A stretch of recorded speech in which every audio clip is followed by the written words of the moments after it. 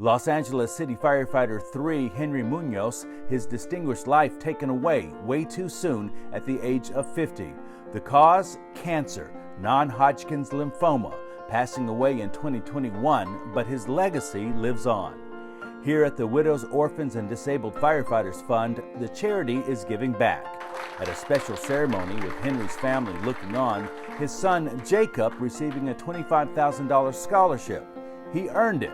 It's a dream come true.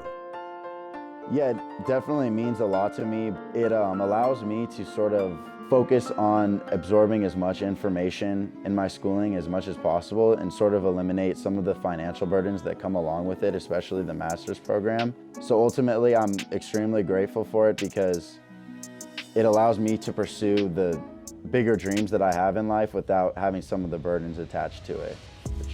It's a great opportunity and I'm very grateful for it. Jacob's passion to get that master's degree in business, his father a guiding light in his life.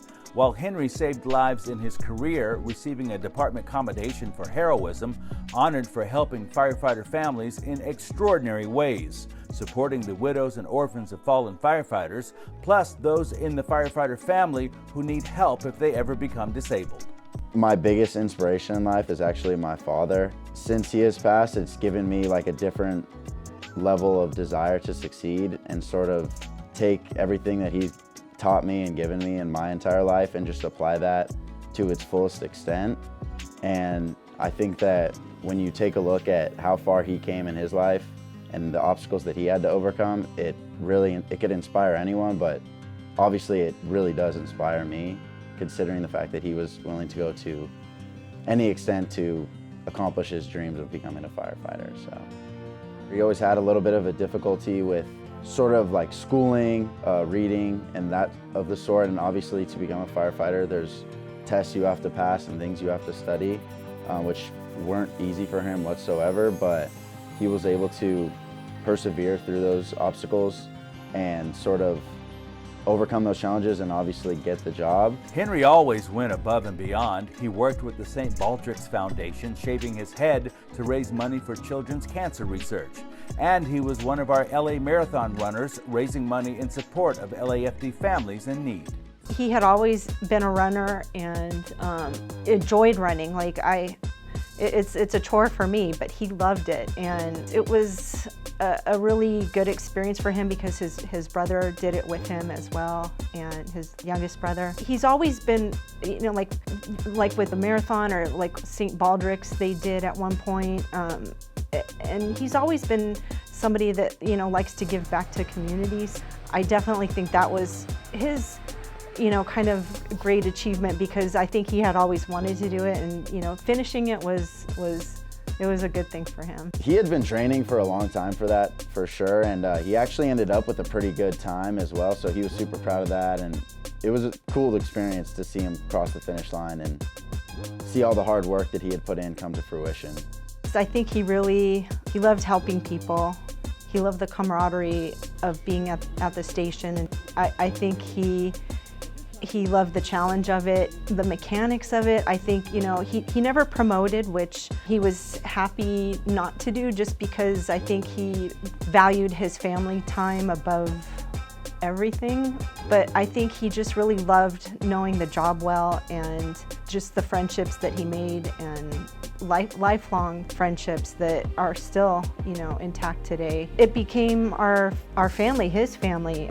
We just are thankful every day for the relationships that were made through that. And, I think that was like the hardest part of it is just losing him because I feel like he was just so, he didn't want to give it up. Henry's life is celebrated, never forgotten. His name etched on the LAFD Fallen Firefighters Memorial Wall in Los Angeles, the California Firefighters Memorial Wall in Sacramento, on the National Wall in Maryland, and soon to be remembered at the International Association of Firefighters Wall in Colorado Springs, Colorado.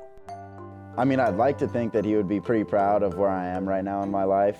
I think that his goal for me was always to pursue a career where you're utilizing your head and not your body, which it's kind of funny that he said that because ultimately, you know, like, he obviously understood the risks that come with his job, and I think that he would be pretty happy to see that I'm pursuing not just my undergraduate, which has been completed, but also a step above that, and also, yeah, I'd like to think he'd be pretty proud of it.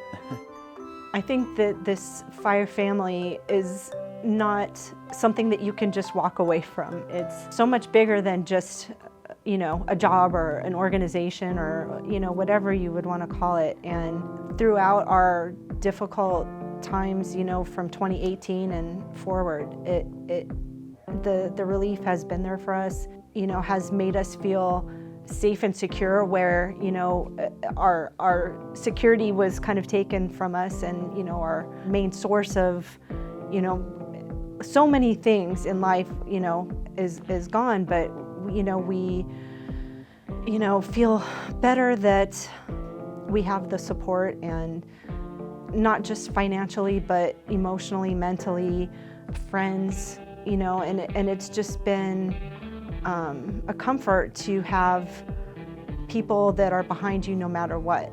Now Kate's giving back, volunteering at fundraisers alongside other surviving spouses. I think that that's been really helpful too, to kind of bring each of us out of, you know, a dark place, or, you know, a time that was really difficult, and, you know, make positive out of that by, you know, helping the relief that's helped us so much, but also, you know, nurturing new relationships and friendships that we wouldn't probably have had if not for this situation. I think that the best part of being a part of the LAFD family would have to be the constant support from everyone that is a member. I've personally firsthand witnessed this throughout these past couple years, since my dad had gotten sick and whatnot. There was always a member of the LAFD family there to give their support or there to give their advice. Literally anything that I could possibly need, I've had a member of the LAFD family there to give it to me. And it means so much, because although they're not related to me by blood, it genuinely feels as if they would do anything for me, as if they were a part of my blood family. And I couldn't be more grateful that I was sort of born into this situation.